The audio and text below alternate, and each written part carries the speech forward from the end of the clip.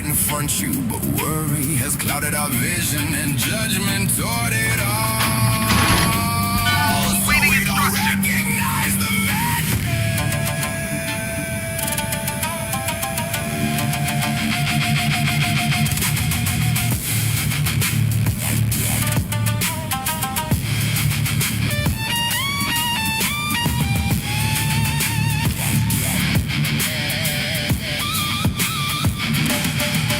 Inside of this cave, searching for an understanding. The scroll hidden in solid rock, we can excavate the whole planet. But if you don't really wanna understand, then how could you say that you get it when you threw the picture at the wall? Then it hit the ground, it was smashed in. So many look at the clock, looking for the time to stop passing, not realizing we are passengers in this broken mile we've mentioned. I take it to another level, stitch it up with metal violin at the status that most will not recognize, cause so many are lost and it's tragic.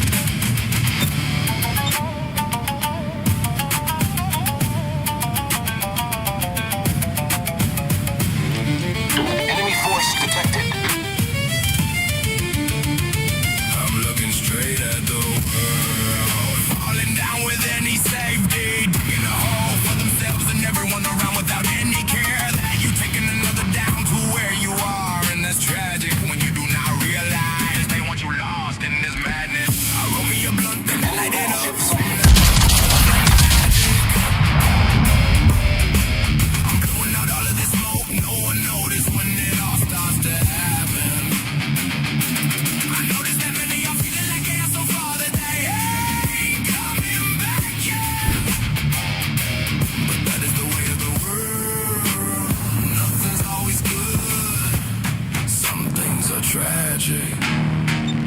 Now I've been looking for someone to understand everything that I'm saying.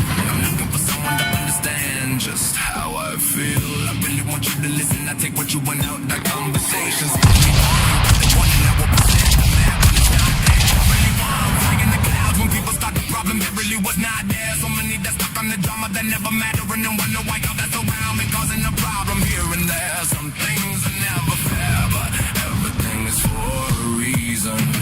You need to understand and try to figure out and never ever bow down to a demon. Now I've been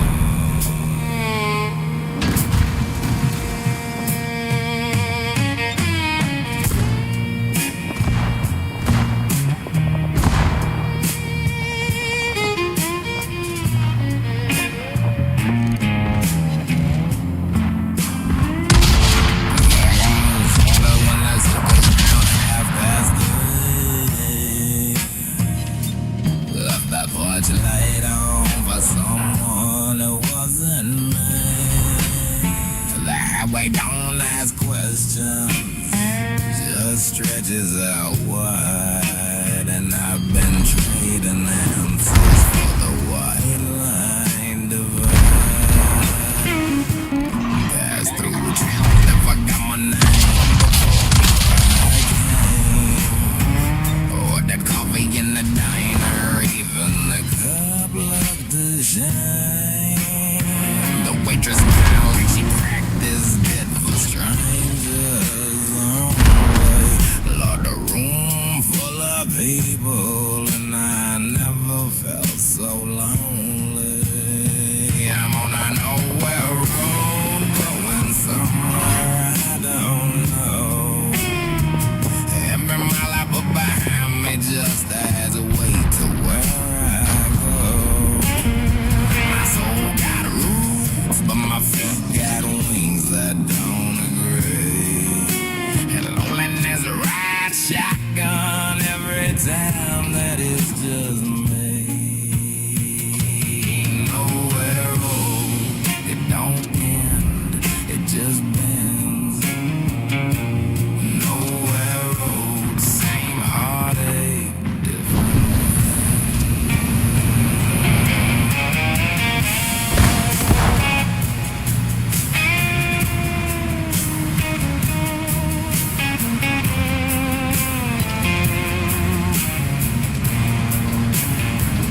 Got a phone full of numbers and nothing left to say.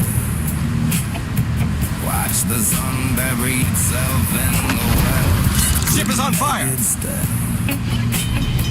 the radio plays something sweet, just makes the silence worse. Funny how the music finds the crack and starts to curse. I left like a coat on the chair. Walked out of the picture and forgot that I left it there.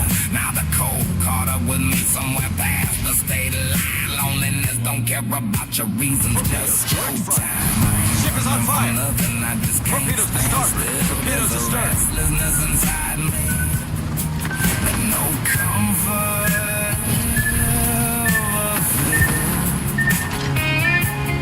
Maybe got the sand from soul to wander like the rainfall on distant places.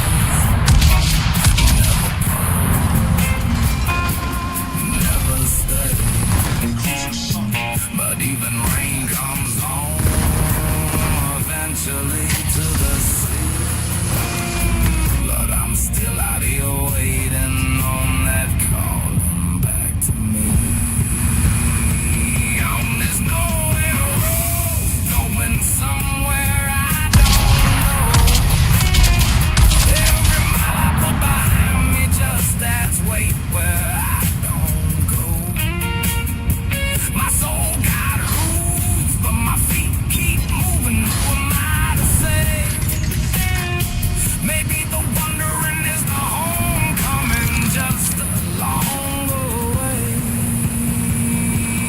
Nowhere road, it don't end, it just bends. Nowhere road, same heartache, different way. Nowhere road.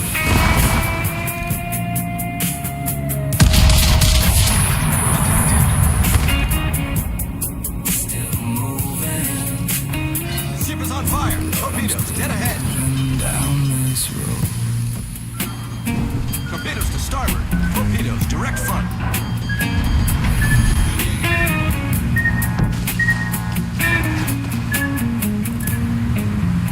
Much obliged.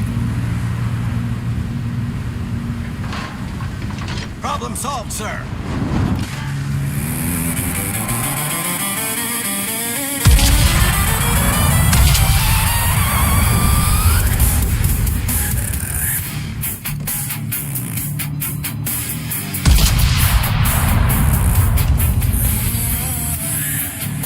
Ship is on fire.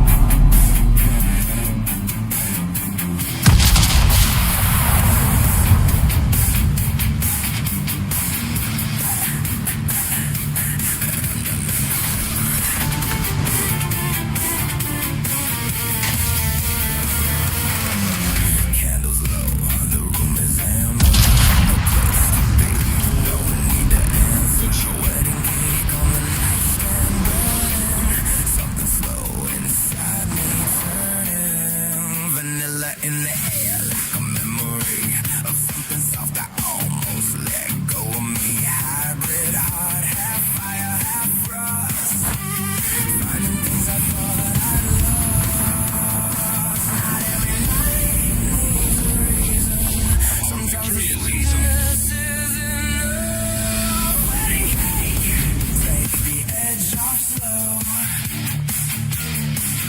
Let the warmth move in, let the tension go. Sugary and deep, like a secret kept.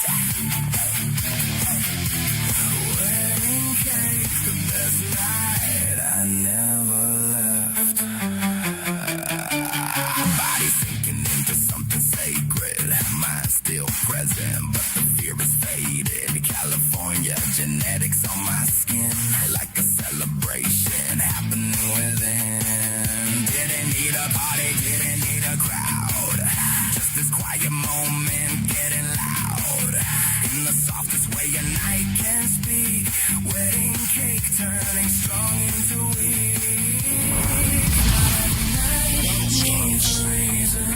Sometimes the sweetness is enough. Wedding cake, take the edge off slow. Let the warmth move in, let the tension go. Sugary and deep, like a secret kept. Waiting instruction. The best night I never left.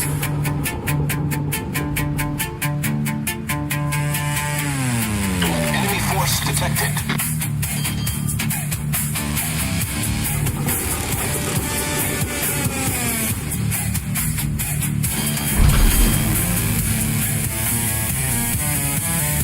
I used to chase the feeling, now the feeling finds me, melting at the ceiling, everything behind me. This is what the body sounds like when it finally stops Autopilot mode enabled. fighting.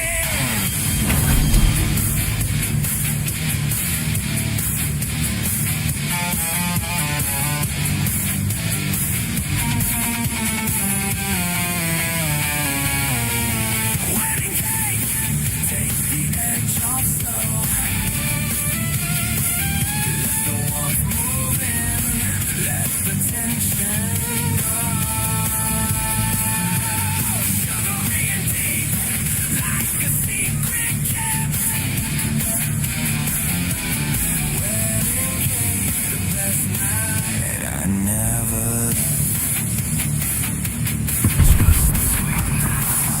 Autopilot mode disabled.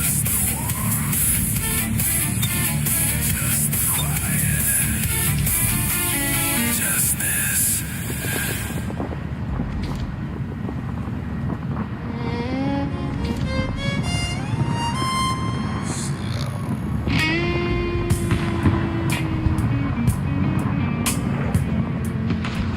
Slow down.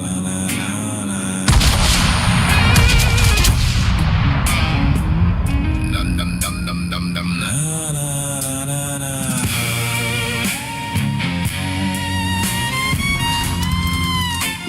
Slow draw line whistle.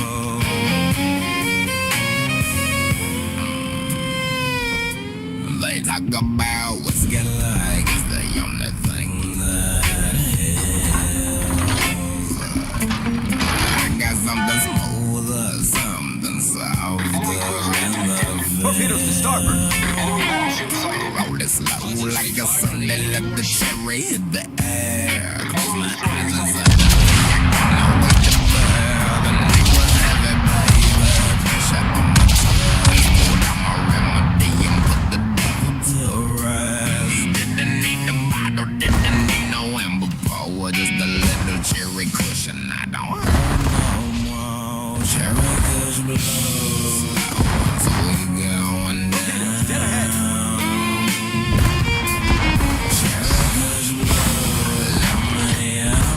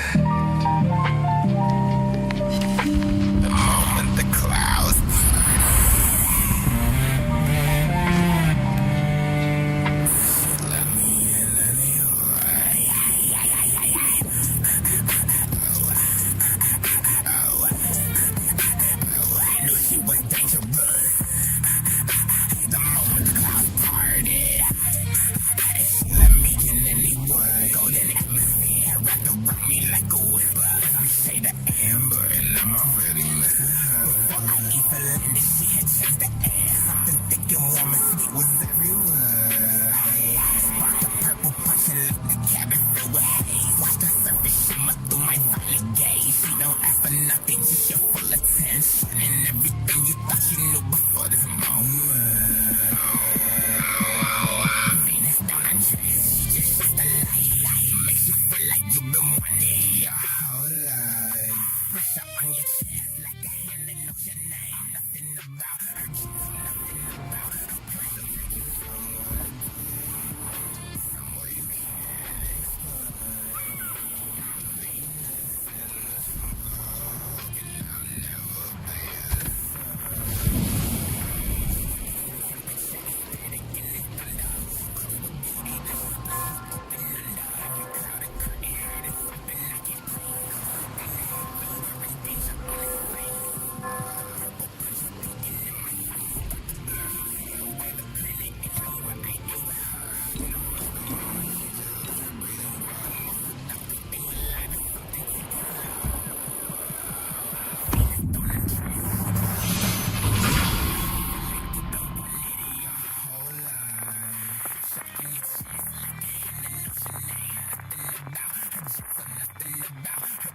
Take you somewhere deep, somewhere you can't explain. Venus in the smoke, and I'll never be the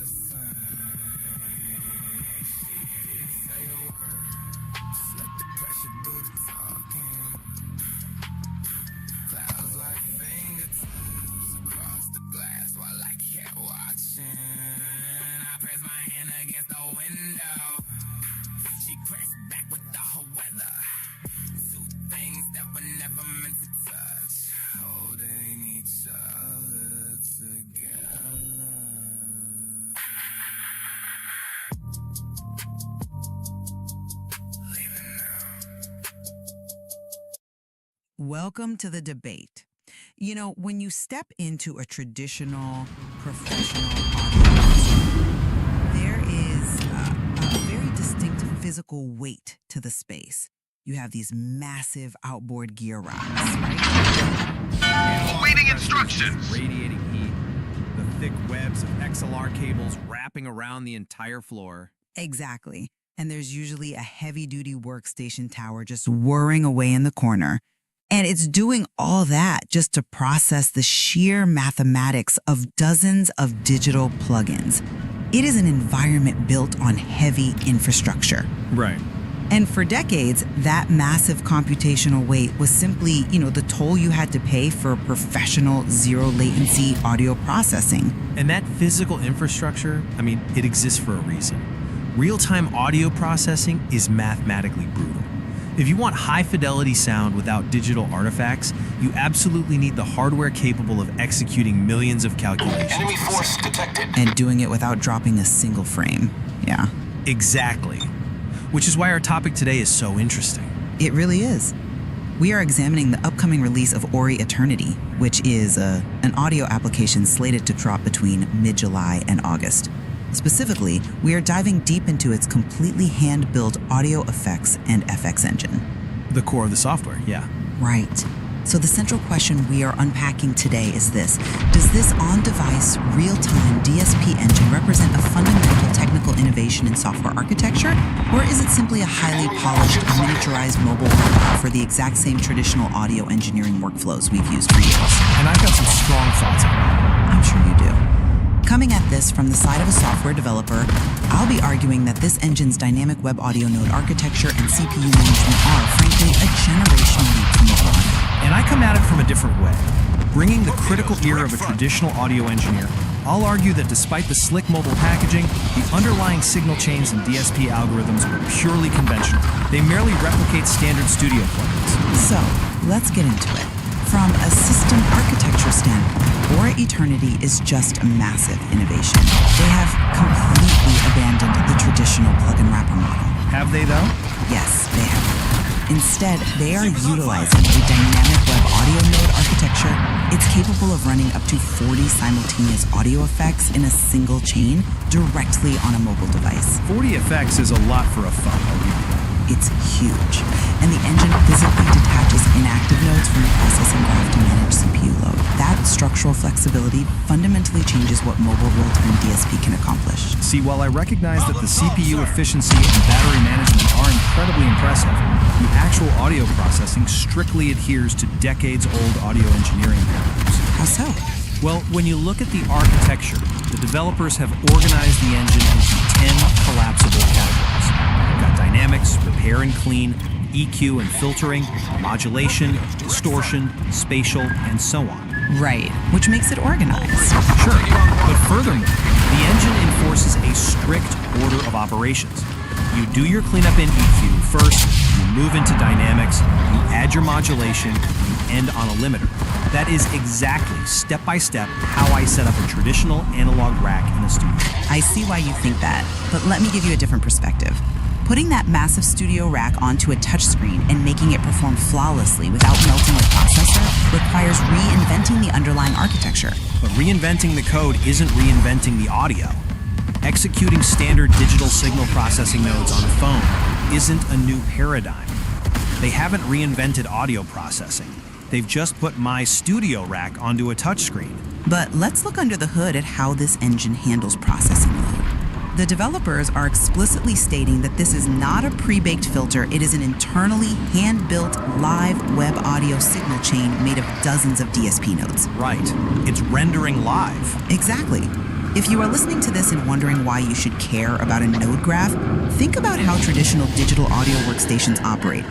If you have a massive effect chain loaded onto a vocal track but you hit the bypass button, the DAW's engine is often still calculating arrays of zeros. It's idle, yeah. It is continuously processing absolute silence, taking up CPU cycles just to pass an empty signal through the architecture. Aura Eternity physically severs the connection of inactive components from the audio graph. It completely pauses the background timers.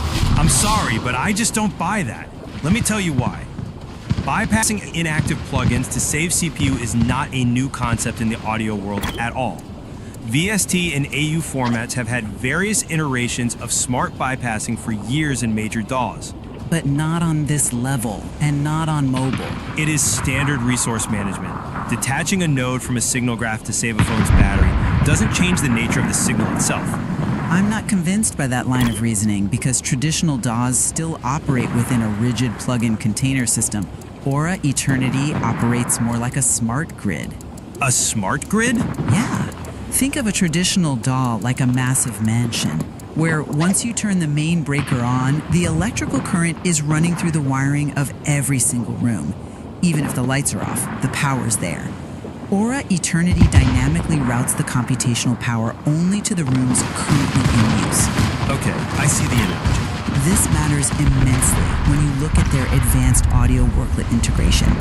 They have incredibly heavy, computationally expensive effects. Take format shifting, for example. Which is a very heavy process. Right.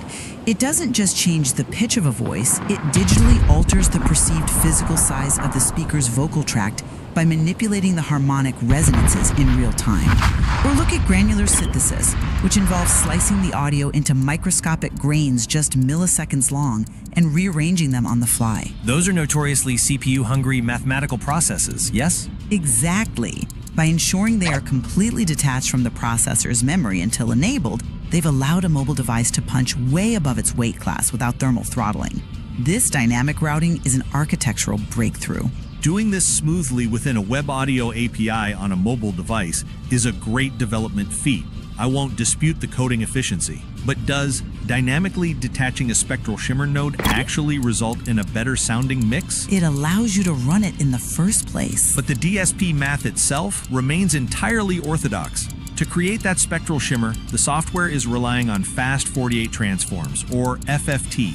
It has to take the incoming audio signal in the time domain, run complex calculus to translate it into the frequency domain, manipulate those frequencies, and convert it back. Which it does instantaneously. Sure, but that exact FFT mathematics has been the backbone of digital audio since the 1980s. a highly efficient engine is remarkable, but raw computing power and battery optimization mean absolutely nothing if the person behind the wheel doesn't know how to steer. And that brings us to the actual user application. Well, that is exactly why the developers lean so heavily into the democratization of these tools. Or Eternity champions over 150 one-tap presets as a major innovation in user experience. Presets are a slippery slope. But for a developer, bridging the gap between complex background logic and end-user simplicity is the holy grail. Let's look at their master podcast preset. With a single tap, the user instantly applies a highly specific multi-stage processing chain. The one with the aggressive noise gate? Yes, it applies a noise gate with a minus 50 dB threshold and a 10:1 ratio to completely kill room tone when the speaker stops talking. It applies a compressor set to minus 18 dB with a fast 5 millisecond attack to catch sudden loud syllables. And it ends with a limiter, naturally. Exactly. It sets a minus 1.0 dBFS ceiling on the limiter to prevent digital clipping. That's a compelling argument, but have you considered what happens when you abstract away the necessary nuance of professional audio? An audio engine relies on surgical precision, not one-size-fits-all fixes. But the presets are built for professionals. Let's examine their acapella focus preset, which you've noted collapses a 7-step signal chain into one tap. In that chain, the preset applies a static 7500 Hz de-esser and a generic 2 to 3 decibel EQ boost in the 2 to 4 kHz range for presence, which provides immediate professional-grade clarity to the human voice without the user needing to understand frequency bands. It provides clarity for some voices, but it completely destroys others. Human ears evolved to be hypersensitive to the 2 to 4 kHz frequency range. Biologically, that is exactly where a baby's cry sits. We are hardwired to notice it, yeah. Exactly. So if you blindly apply a 3 decibel boost in that specific range to a vocalist who already has a naturally nasal, piercing, or harsh tone, you don't get clarity. You get an ice pick to the eardrum. Okay, that's a bit dramatic. It is biological torture for the listener. Furthermore, if you apply a static 7500 Hz de-esser to a baritone voice with a lower resonant sibilant, you completely miss the harsh S sound you're trying to tame. You just end up muddying the high-end air. But you can adjust it. but relying on predefined static presets removes the critical listening aspect of audio engineering.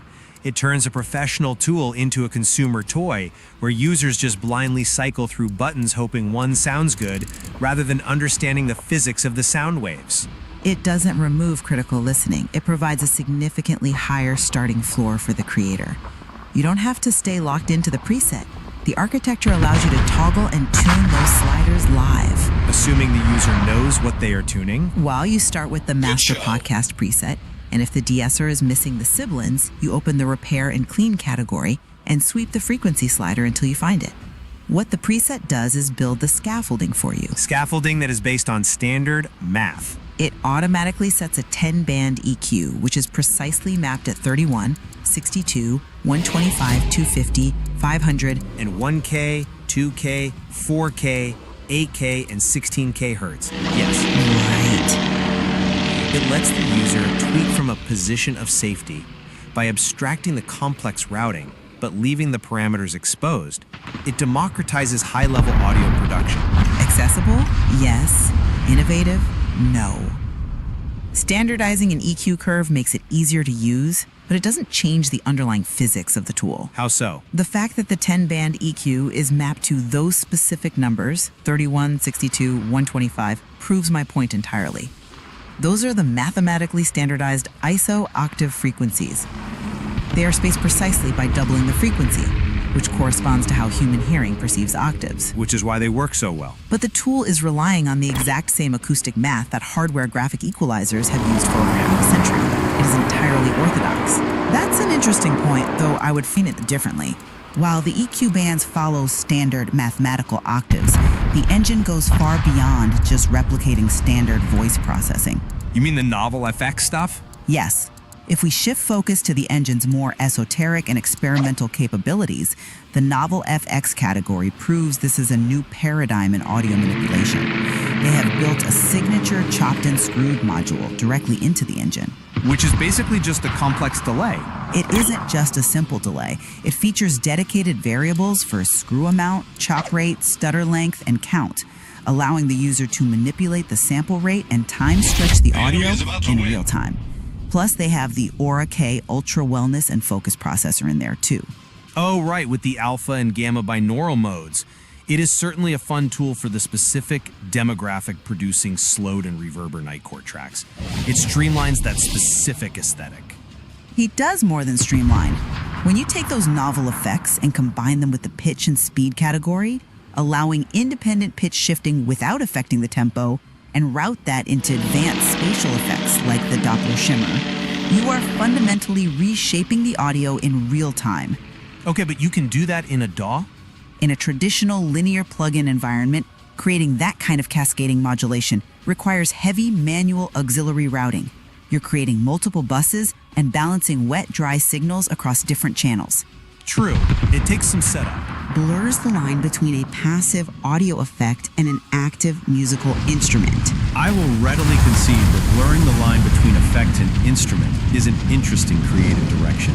But I will point you straight back to their own documentation, specifically the podcast cheat sheet rule they provide to their own users. The limiter rule? Yes. The final unbreakable rule they list is always end on the limiter so nothing clips on export. Because digital clipping destroys a recording. Exactly. When a digital signal exceeds 0 decibels, the system cannot represent the sound wave, so it flattens the peaks into harsh, distorted square waves. To prevent that, you must use a brick wall limiter. Which the app provides. My point is that no matter how many transgates or harmonic exciters you stack in that novel effects category, the engine remains totally subservient to the fundamental physics of a traditional master bus. I don't see how that detracts from the software's achievement. Because the signal still requires proper input gain staging at the front end. It still requires a sub-shelf EQ to control low-end rumble. It still needs a glue compressor to physically bind the disparate sonic elements together by reducing their dynamic range. And it absolutely must hit that limiter at the end. But doesn't the fact that the software architecture seamlessly enforces those rules for the user constitute a leap forward? It protects them, sure. Right, because in a traditional DAW, if you route your signal wrong, if you accidentally place your limiter before your compressor, or if you put your noise gate after your convolution curve, you completely destroy the integrity of the audio. The gate will chop off the natural decay of the reverb tail. That is a very common beginner mistake, yes. Aura Eternity's architecture prevents those catastrophic user errors by enforcing the correct order of operations algorithmically. Cleanup, then dynamics, then modulation, then spatial, then the limiter. It uses software architecture to guarantee audio integrity.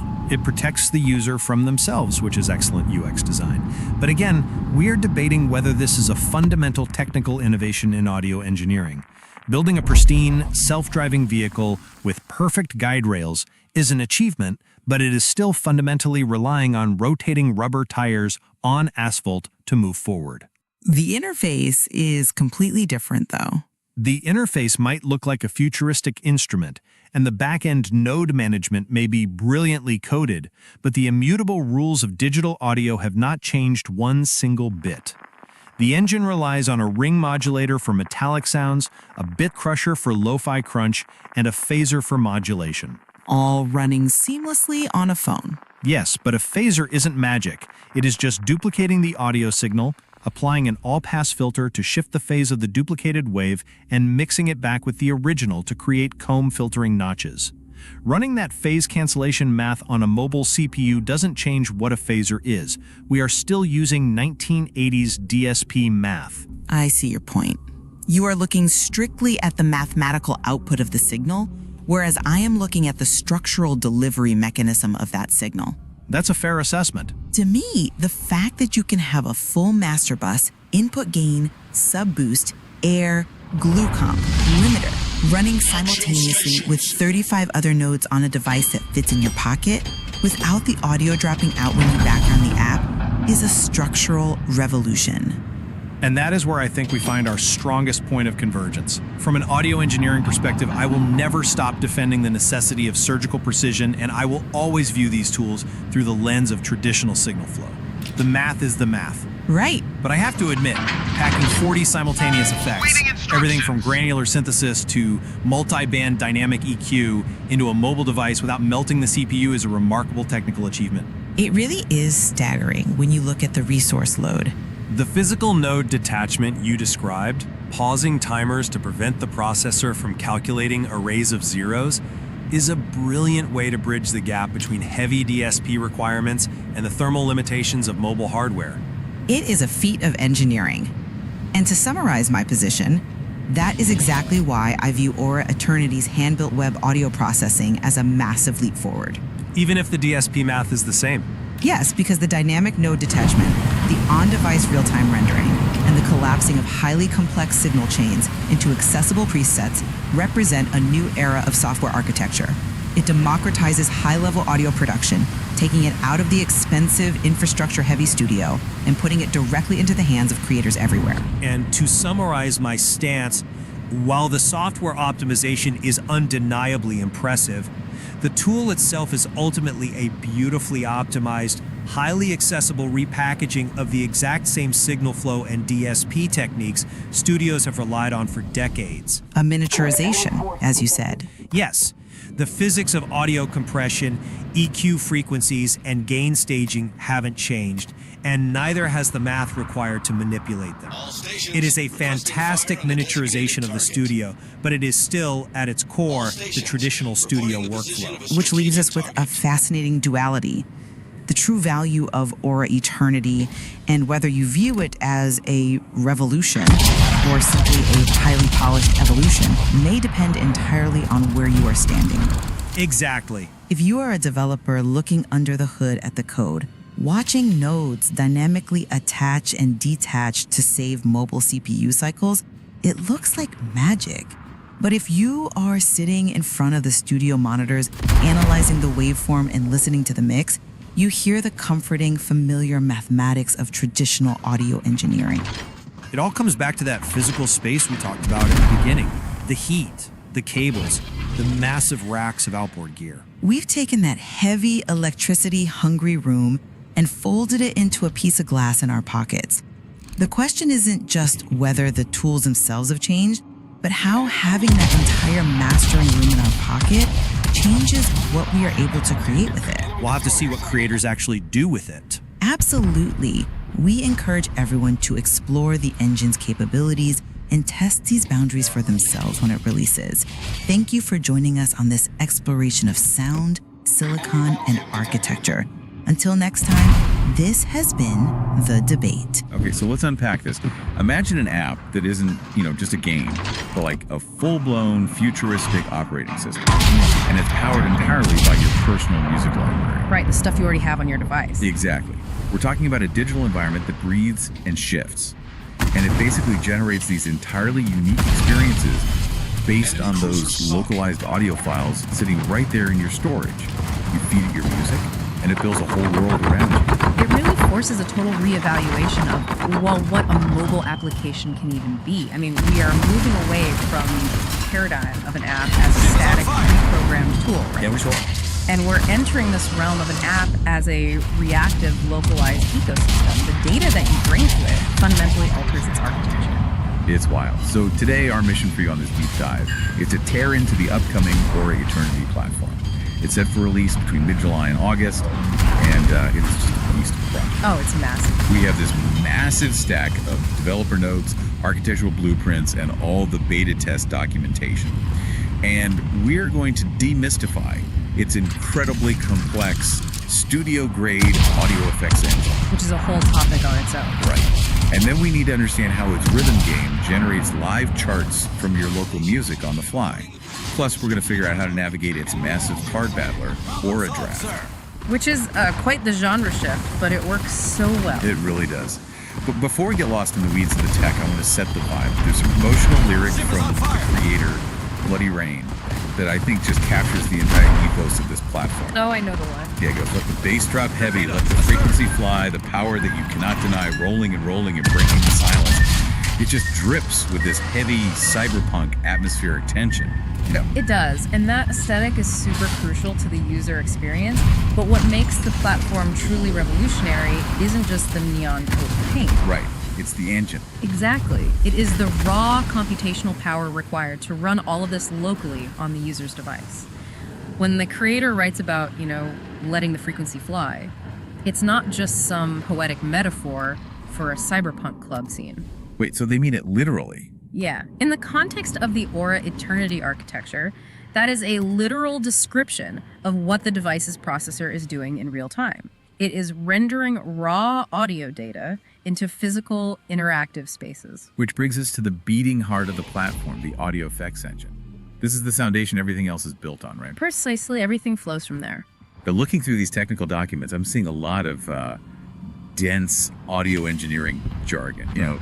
DSP nodes, signal chains, convolution. If I'm just a casual user tuning in, what am I actually looking at here? Well, to appreciate the audio effects engine, I think you have to understand what it isn't. Okay, fair. What isn't it? Think about the vast majority of mobile apps that offer audio manipulation, like a social media app where you swipe to make your voice sound like it's in a cathedral or on a telephone. Oh yeah, those little filters. Right. They use what we call plug-in wrappers or static convolution overlays. They basically take your audio, slap a rigid pre-rendered filter over it, and push it out. It's a very blunt instrument. Gotcha. It's the difference between buying a microwave dinner and hiring a private chef. Those generic echo buttons on social apps just sound cheap. They sound cheap because there is no dynamic processing happening at all. The Aura Eternity engine, on the other hand, is a fully hand-built, real-time web audio signal chain. So it's actively working on the sound. Exactly. It is constructed out of dozens of digital signal processing, or DSP, nodes. We are talking about parametric EQs, multiband compressors, wave shapers, algorithmic delay lines, oscillator-driven modulators, and more. It sounds like a lot of math for a phone to do. It is an insane amount of math. The engine routes your audio through these nodes exactly as it plays, rendering all that calculus instantaneously. So it's not just applying a filter after the fact, it's actively reading the sound wave, crunching the numbers in milliseconds, and spitting it out to your speakers. Right, and it does it continuously. And the documentation says it can run up to 40 of these effects simultaneously in one ordered chain. That just seems impossible. That is the part that genuinely defies traditional mobile development logic, honestly. I mean, a single high-quality algorithmic reverb can consume a significant chunk of processing power on a standard desktop computer. Right, so doing this on a phone is crazy. It is. To have an equalizer at the front of a chain, modifying raw frequencies, running through 38 distinct modulators, delays, and saturators, all the way down to a mastering limiter at the very end, and rendering all that simultaneously on a smartphone, it's a staggering feat of optimization. Which is exactly what tripped me up in the notes. 40 studio-grade effects running at once. I feel like if I tried that on my phone, the battery would melt through the chassis and burn a hole in my desk. Yeah, you'd think it would just catch fire. How is the device not instantly overheating? I mean, really? The secret lies in how the engine handles its inactive states. The genuine efficiency of this architecture is its greatest triumph. Okay, break that down for me. So in a traditional digital audio workstation on a computer, if you load a plugin into your channel strip but turn the power button off, that plugin is often still running in the background. Wait, really? Even if it's off? Yes, it is processing a zero-value signal. It's literally doing the math on silence, which still consumes CPU cycles. Okay, so it's like leaving your car engine idling in the driveway. Even if it's off? You aren't going anywhere, but you're still burning gas. That's a perfect way to conceptualize it. Aura Eternity's engine, however, refuses to idle. When an effect is toggled off in the UI, it doesn't just sit there processing silence. So what does it do? The architecture of the code physically detaches the node from the signal chain. Wait, how do you physically detach something made of code? That sounds like an oxymoron. I know, it sounds weird, but they do it by completely rerouting the audio buffer around the object in the system's memory, and then it forcefully pauses the background timers associated with that specific DSP node. Oh, wow. So that just bypasses it entirely. Exactly. The garbage collector essentially sweeps it out of the active processing loop. If a node isn't actively altering the sound wave, the processor is instructed to pretend it does not exist. So it's not like dimming a light bulb. It's like walking up to a massive wall of studio rack gear, grabbing the thick patch cables, and just ripping them out of the wall so the current drops completely to zero. Yes, it is a total severing of the connection. And that dynamic allocation of resources, where turning things off literally returns CPU power and battery life back to the device, is the only reason a mobile processor can handle a 40-node chain. Because it's only working on the exact effects you're actually using. Precisely. The user gets the power of a massive studio rack, but the hardware is only ever taxed for the specific mathematical operations happening at that exact millisecond. That is incredibly clever resource management. And to keep this massive rack of gear from overwhelming the user, the interface organizes the effects into 10 collapsible categories. Which is very much needed when you have that many options. Definitely. I want to run through these just to illustrate the sheer scope of what we are dealing with. Yeah, it's a very logical flow, basically mirroring how a professional audio engineer would set up a real mixing desk. Okay, so we